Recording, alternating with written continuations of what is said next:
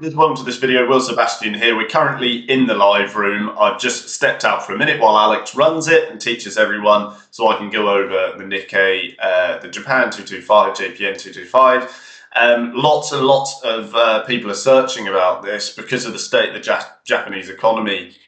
If you look at the rhetoric around FX or currencies or just generally interest rates, you can see that because of the massive weakness that has been caused by ultra low rates, you might see Japanese intervention. It's being floated across the wires as the dollar yen reaches 155.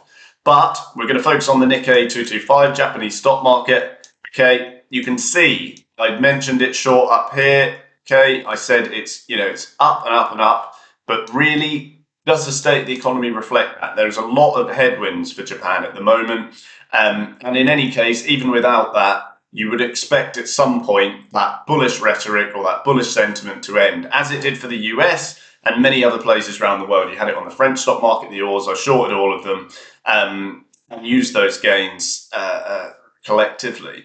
So at this point, you've got what some might call a head and shoulders. I mean, you can call it what you want, really. All you're seeing here is a turn from an uptrend really to a near-term downtrend. Hasn't gone on an awfully long time. If you swap to a 4-hour, you can see you start off quite tentatively with your downtrend, okay? Tentative lower highs and lower lows, and then you really go into a fast swoop like that. Now, you've got low domestic demand in Japan, which is a massive problem.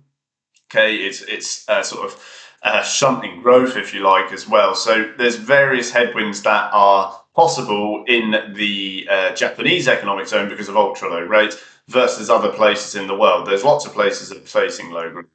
But Japan particularly is having that problem now, just because of a lack of demand. If people therefore aren't spending money, you get a change in price to enhance that and get people to spend.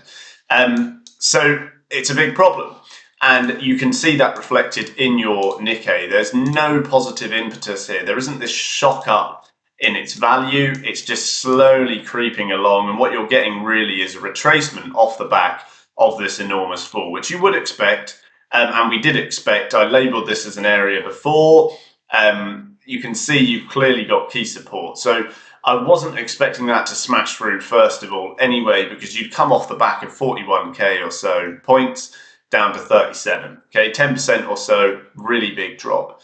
Now, when you do finally come to this reasonable support off the back of a massive rally, I mean, you had those rates had been accommodative to business straight after COVID. That's how you've gone literally more than double in value. But after a doubling, I mean, that is insane. In that period of time, 2020 to 2024, over double in value, 16,000 points to 41,000. It's massive. It is massive. And you would expect a larger fall. So I would expect if you do get that continuation of poor market sentiment, you would probably find yourself lower. I would say the next point of contention, perhaps for scale-in longs, is probably going to be there. Whether the Japanese economy recovers by then is another story. But certainly, if I was going to buy it, I would prefer it there. I don't like it long where we are now. Yes, you are bouncing slightly, but again, I mean, the bounce you're seeing now is it's not flying away, is it? You know, it's not telling you there's loads of long side impetus there whatsoever. It's just creeping up. If you find yourself ultimately here at a very, very slow pace, skipping past early MAs, 38k, that would be an ideal reshort area. But at the moment, okay, you might be okay getting tiny, tiny reshorts, but really the market value as such, you'll probably find is along here. You'll get a shift from your MAs at that point, slightly higher as well.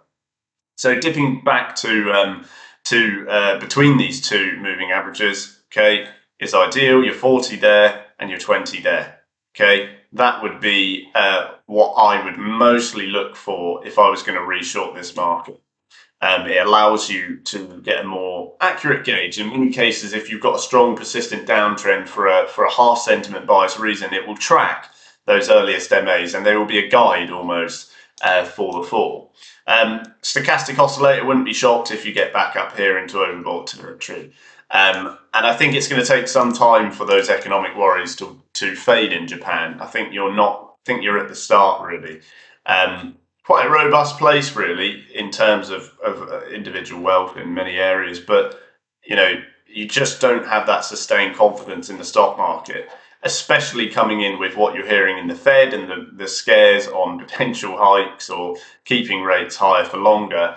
It doesn't bode well, for this stock market as well. And that all affects it entirely. I mean, that's mostly why the confidence has faded in the global economy and the global market outlook. And like I said, you had that across your French stock market, your all stock market, or Australian.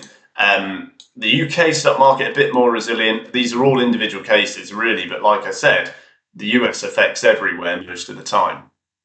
So, given that and what you're seeing with the Japanese economy, I wouldn't be surprised whatsoever if 38k and beyond is really going to be your short zone. In a massive turnaround and larger impetus, larger confidence, you may find yourself up there. You could add, perhaps, you'd beat your higher MAs on your daily for a long-term downtrend continuation. That would be ideal. So I'd say if you're really risk averse and you're not sure, that is where I would rather short this.